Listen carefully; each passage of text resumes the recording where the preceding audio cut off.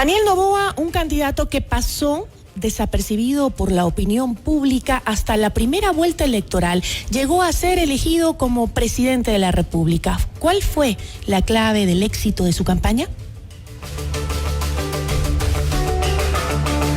Ya está con nosotros nuestro primer invitado, que es Eduardo Reynoso, experto en marketing político. Eduardo, qué gusto, buenas tardes, gracias por acompañarnos.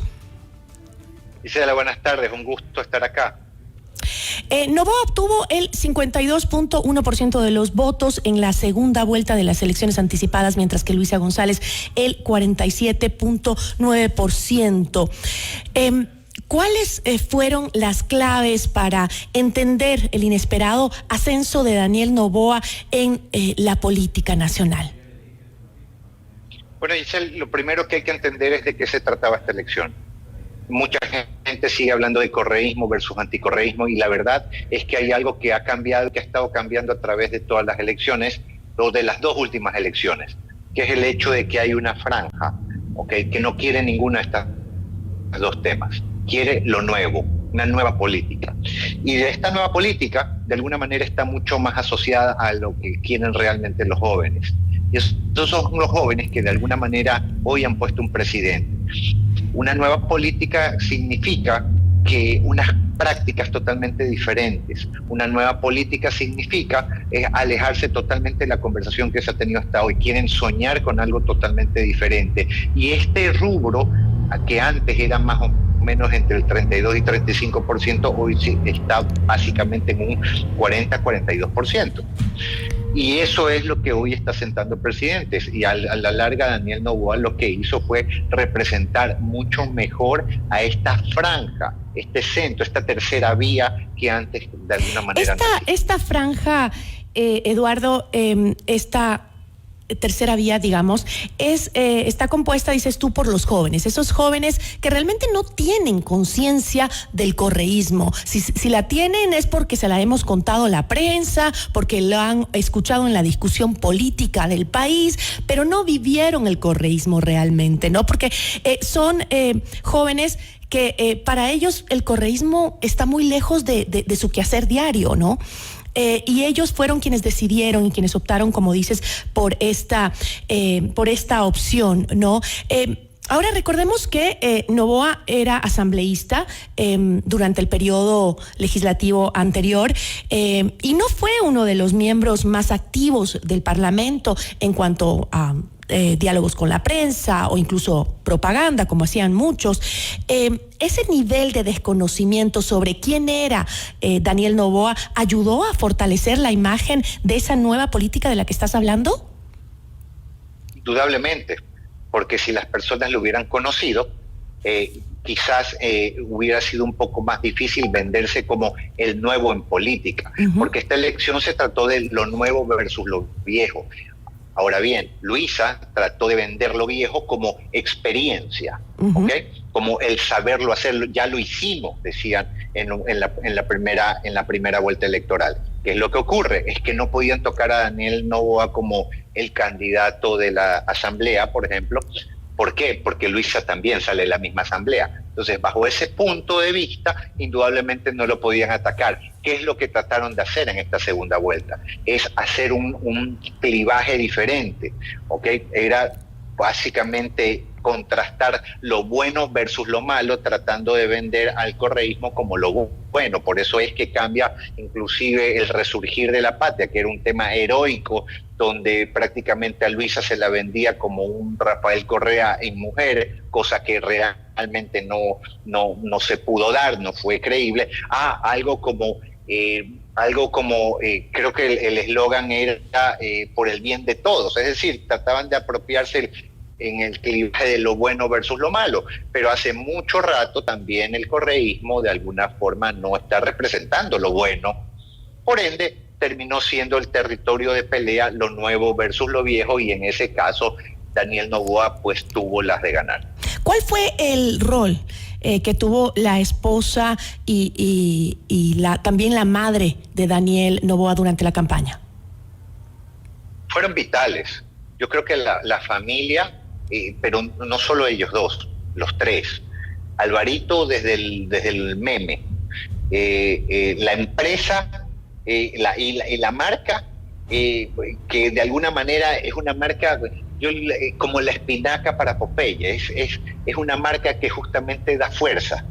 Interesante eso, porque inclusive de una manera bastante sutil pudieron inclusive hablar mucho más tiempo en esta campaña, inclusive cuando ya había el silencio electoral. Anabela simbolizaba lo social y su esposa la mejor influencer para poder conectar con los jóvenes. Fue increíble este tema de cómo la familia, de manera directa o indirecta, de alguna forma le aportó a esta campaña a Daniel Noboa. Noboa logra subir 24% de la votación del 24% de la votación al 52% en la segunda vuelta. ¿Cómo se explica esta escalada y por qué Luisa González no logró acumular el 50+1 necesario para llevar al correísmo una vez más a la presidencia? Porque tienen un tope. Así como tienen una base, tienen un tope. Y esa base y ese tope lo pone Rafael Correa y es el protagonista principal, tanto de que parten no de cero, sino de de una base realmente importante, porque tienen un 31% que para mí no se mueve, ¿okay? Que es el correísmo. Mira, esto para mí es sencillo. El correísmo significa 31%, el anticorreísmo significa el 22%.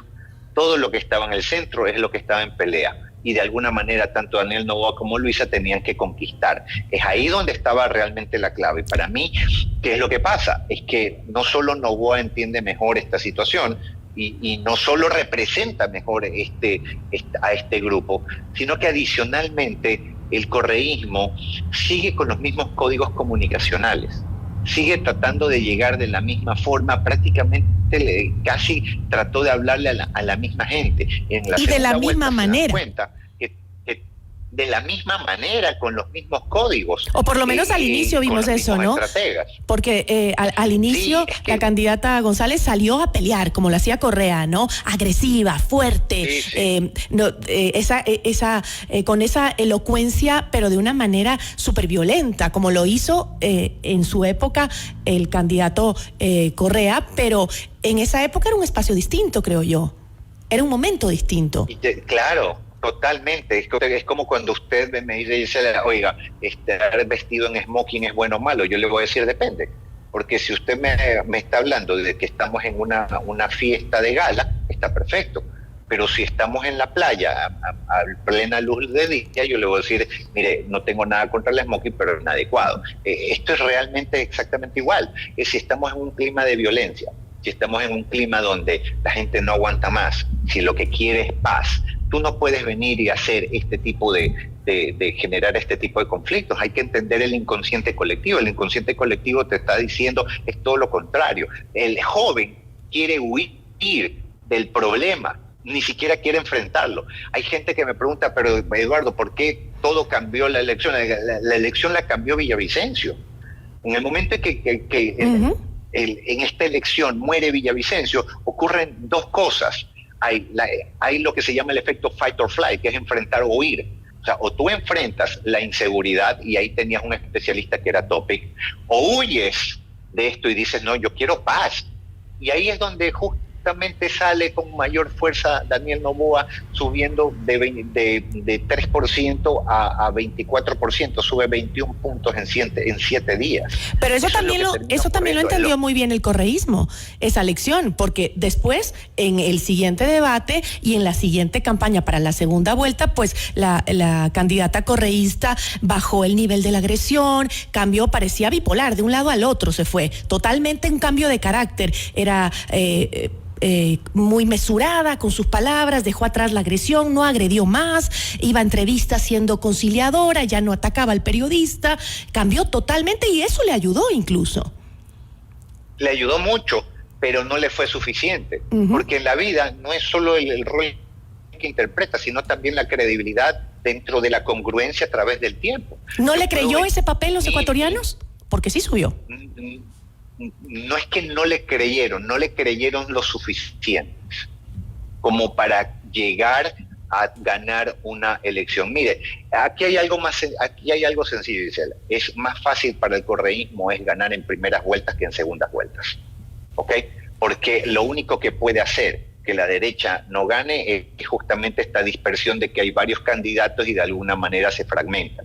Pero en el momento en que tú ya terminas en una elección de 1-1, entonces ahí hay mucho rechazo hacia lo que realmente ha significado este partido a través del tiempo, pero no por el partido en sí, sino por lo que está transmitiendo dentro de una política antigua que la gente hoy está empezando a rechazar más.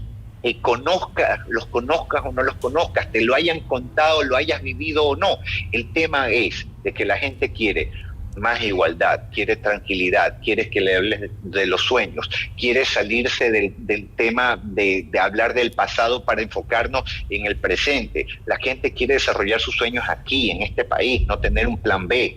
Quiere poder emprender, quiere oportunidades. Son cosas de las cuales ya no puedes estar hablando de conflictos, ni de resentimientos, ni de quién tuvo la culpa, quién no. O sea, ya la gente quiere que le vire la página. ¿Por qué? Porque básicamente están pensando también con el estómago. La gente está sufriendo y eso eso hay que entenderlo. Ahora, volviendo al analizar el fenómeno Noboa, hay que verlo también desde lo que tú decías al inicio, ¿no? El legado familiar. Daniel Noboa pertenece a la tercera generación de una familia de empresarios multimillonarios de Guayaquil. Su abuelo Luis Noboa Naranjo fundó la exportadora bananera Noboa y llegó a ser considerado el hombre más rico del Ecuador. El padre de Daniel, Álvaro Noboa Pontón, expandió el negocio familiar más allá del banano hasta controlar un entramado multinacional de empresas bajo la insignia del grupo Noboa. Este legado familiar fue, como conversábamos, tanto de la esposa como la madre, el padre, fue el impulso para esa carrera electoral tan rápida, política, de Daniel Noboa. Pero ¿por qué el llamado del correísmo a no volver a votar por un empresario no logró calar en los ecuatorianos? ¿Por qué? Porque se empeñaron también en eso, en que el empresario no, porque nos va a volver a hacer mal. Porque este no era un tema de lucha de clases, ¿sí? Y aparte, hay algo que es muy importante. Estaban tratando de hablar de una persona que ya es parte del entretenimiento político. O sea, Álvaro Noboa no fue elegido, pero Álvaro Noboa hoy es querido, ¿ok? Porque hay mucha nostalgia de Alvarito nos dijo la verdad, Alvarito nos advirtió, ¿ok? Entonces, esas cosas empiezan un poco a jugar en la mente de la gente. Tú puedes decir cualquier cosa de Alvarito, pero no le puedes echar la culpa de la realidad del Ecuador, porque él no tuvo la oportunidad de mandar y no tuvo esa influencia como para decir, él se equivocó. Entonces, eso sí es un juego, un punto a favor. Y hoy empieza a jugar todos estos temas que de alguna manera se han venido acumulando. Esto no fue planificado, pero es la construcción dentro de lo que al final termina ocurriendo. Ahora, el tema de las redes sociales también fueron clave dentro de la campaña de Daniel Noboa, ¿no? ¿Cuáles cree usted que fueron los momentos álgidos de la campaña de Noboa en las redes sociales? A mí me parece que uno de ellos es estos muñecos de cartón que cambiaron totalmente el tablero luego del tema del debate, en donde no le fue bien a Daniel Noboa. Me parece a mí, ¿no? ¿Cuál es la opinión del experto? Estoy de acuerdo. Primero, el post-debate del primer debate. Y lo segundo es el Noboa de cartón, que vendría a ser más o menos el símil de los zapatitos rojos de Lazo. ¿En qué sentido? En que generaron un humor electoral, un clima social, que también se llama esto, en donde lo ponías un poco ganador. Ya no estaban haciendo ellos campaña, era la gente divirtiéndose y entreteniéndose mientras le estaba haciendo campaña. Estaba incluyendo a mucha gente que había tenido apatía hacia lo político, que no le gustan las campañas políticas, ni los partidos, ni los personajes políticos, y de repente estás, por el hecho de divertirte, terminaba generando otro mood, otro ambiente que a la larga beneficiaba a esta campaña, haciéndola cada vez más nueva y fresca, versus la otra que en realidad terminaba tratando de hacer cosas ya políticas. Al final, ¿cómo termina la campaña de Luisa? Apelando a todo. Apelando a todos, apelando a la mujer, se dispersó apelando mucho, ¿no? al resentimiento o sea, trató de disparar por todos lados. ¿Por qué? Porque ellos ya sabían que estaban perdiendo. Días antes, ellos ya sabían cuál iba a ser el resultado electoral. Por eso es que no debe de sorprenderle a la gente de que el discurso que dio Luisa fue un discurso bastante conciliador, bastante centrado, bastante frío de cabeza. Es porque ya también lo sabían. Giselle, mandaron la cuarta parte de delegados electorales. Ya sabían que no tenían que cuidar ningún tipo de voto porque eso ya lo tenían perdido, así de simple. O sea, hay que ser muy objetivo en eso.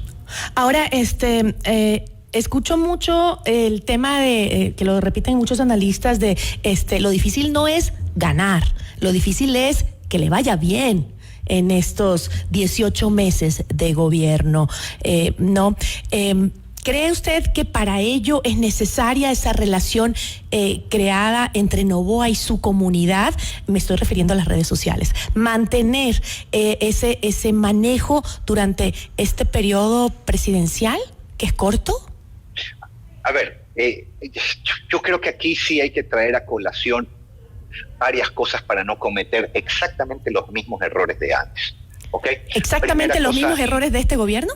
¿Estamos hablando? Sí, por supuesto, por supuesto. ¿Por qué? Porque el grave error fue comunicación también.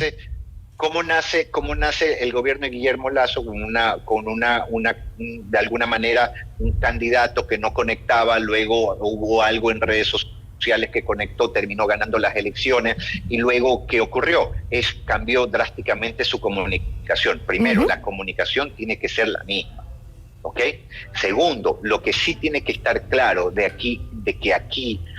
ahora en adelante, ya no es la popularidad lo que tienes que buscar, sino la gobernabilidad. O sea, esto tiene que caer en otro cesto, ¿ya? Importante. Y nunca la popularidad deberá ser más importante que la gobernabilidad, cosa que lamentablemente ahí se equivocó el gobierno de Guillermo Lasso. O sea, desde el inicio esto estaba condenado al conflicto, ¿ok? Porque se peleó inclusive con sus aliados. Este país es ingobernable si es que usted de alguna manera no hace alianzas, y tiene que hacer alianzas con políticos, nos guste o no. O sea, el mayor amigo o enemigo va a ser la asamblea. ¿Y eso qué significa? Que tú vas a tener que hablar con la gente. ¿Cuál es la diferencia entre antes y ahora? La diferencia es de que ¿por qué no se logra la unidad o no se ha logrado la reconciliación, Gisela? Por una sencilla razón. Siempre ese grito de unidad o de reconciliación lo termina pidiendo alguien que fue culpable de la realidad en la que estamos sentados hoy. Pero hoy tenemos una gran oportunidad de que la puede convocar una persona que no ha tenido que ver ni con los unos ni con los otros. Pero Entonces, hoy sí puede ser más creíble esto. Puede ser creíble bueno, escuchamos un discurso de una candidata correísta que aceptó su derrota, y no solo eso, sino que ofreció su equipo de trabajo para el actual ganador, y además le dijo que apoyarán al gobierno a excepción de A mí me dio mucha esperanza, y creo que muchos de los ecuatorianos también, de que se puede ser el impulso que necesitamos para unirnos en este país y luchar por un cambio. Pero a excepción de esto y el otro. Pueden ser temas en los que todos los ecuatorianos estemos de acuerdo. No voy a ceder en regresión de derechos, no voy a ceder en que me privaticen los servicios públicos. Muchas cosas en las que los ecuatorianos podemos estar de acuerdo, pero el rato de los ratos, esas excepciones pueden truncar el camino y volver a lo que acabamos de vivir con el gobierno de Guillermo Lasso? Todo puede pasar, pero aquí como mandatario, si yo tuviera al lado al señor Noboa, yo le diría que tiene que creer en todas las palabras hasta que las acciones digan lo contrario. ¿A qué me refiero? Es que si nosotros nos ponemos a dudar del prójimo, nos ponemos a dudar de todos los políticos, porque es que no tenemos rayos X para ver la rectitud de intención que cada uno tenga en su corazón. Entonces, hay que creer en las palabras de la persona, a menos que sus acciones le digan todo lo contrario. Entonces, yo no soy correísta, y lo digo abiertamente, pero si mañana el correísmo quiere apoyar hacia un nuevo rumbo, sea porque le interesa o sea porque han hecho un cálculo en el que creen que el apoyar sería una renovación inclusive para fortalecer su propio partido, bueno, yo lo tomaría de cualquier forma, a menos que sus acciones sean incongruentes. ¿Por qué? Porque, Gisela, o sea, tan sencillo como esto, no importa donde tú vivas o yo viva, es que aquí a la gente le están matando. Y debemos de entender que esto va fuera de nuestros gustos, de nuestros agrados, de nuestra comodidad y de la selección ideal de lo perfecto. No estamos viviendo una situación perfecta, no estamos en un país perfecto y el ecuatoriano tampoco está comportándose de una manera perfecta. Entonces vamos a tener primero que sobrevivir cediendo en ciertos aspectos que quizás no nos van a gustar, pero oigan, peor es que nos maten a un familiar. Entonces, yo creo que aquí de alguna manera hay que empezar a ver más puntos de unión antes que en puntos de diferencia. Y esa alternativa va para todos, desde la prensa hasta la política y el ciudadano común. Yo le agradezco mucho, Eduardo. Muchísimas gracias. No, gracias a usted. Muchas gracias. Agradecemos a Eduardo Reynoso, experto en marketing político.